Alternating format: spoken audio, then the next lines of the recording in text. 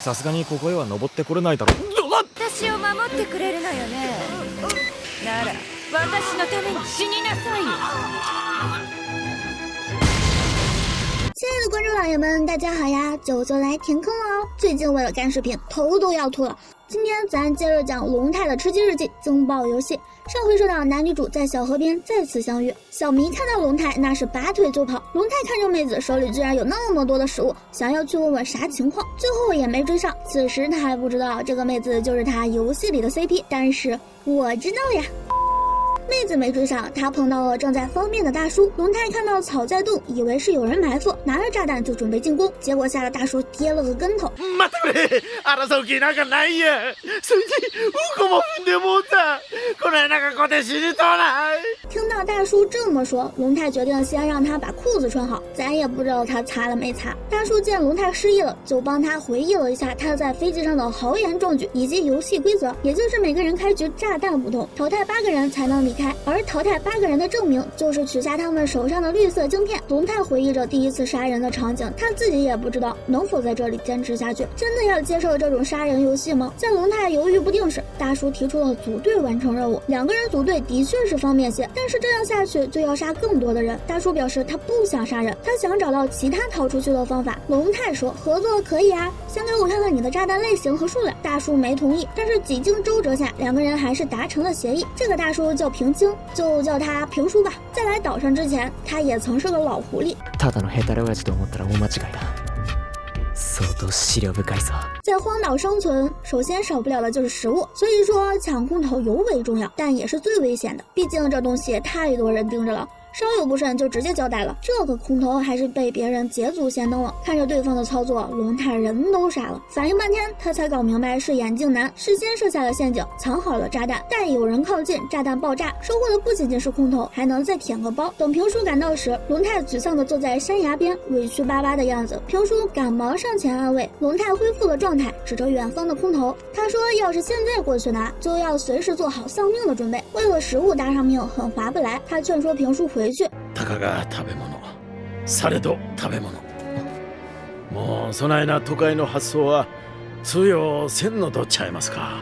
太るやつに襲われたらかなえ。せやったら今ここで死に物狂いで手に入れとかんと生き残れへんねやないやろか。不得不承认，在野外生存方面，平叔显得更加稳重。商量后，2个人决定放手一搏。龙太通过雷达探索到，他们附近只有1个人。没过多久，就在空投掉落的树下发现了满脸是血，身边还躺着尸体的小正太。这个小正太也是有故事的男孩，他叫康介，因无法忍受父親的虐待而离家出走。最初他只是不断的抢劫，之后演变成了使用各种猎奇手段，对3名女性先杀后奸。可愛い顔してとんでもねえサイコ野郎ですよ。一位14岁的少年却如此残忍，受害者的家属要求对他处以极刑，但是他的律师夏目总一依据精神鉴定结果，使得他的刑责减轻了很多。这事儿在当时受到了媒体和舆论的谴责，所以他俩能出现在岛上并不稀奇。和他俩一起组队的还有康介的父亲，这个父亲也是相当的人面兽心，我觉得任何形容词都无法形容他。下面让大家感受一下这个父亲的恶心。俺に意見する気か。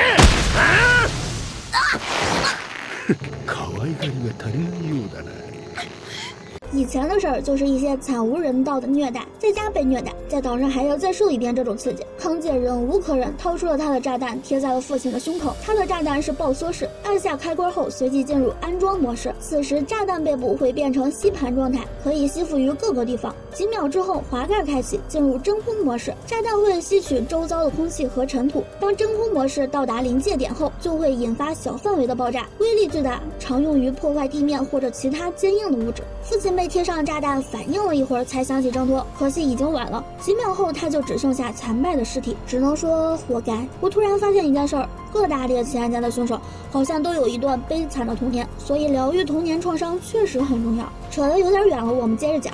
見てよ夏目さん、僕言われた通り自分の意志をぶつけたよ。僕精神が崩壊しちゃってるんでしょ。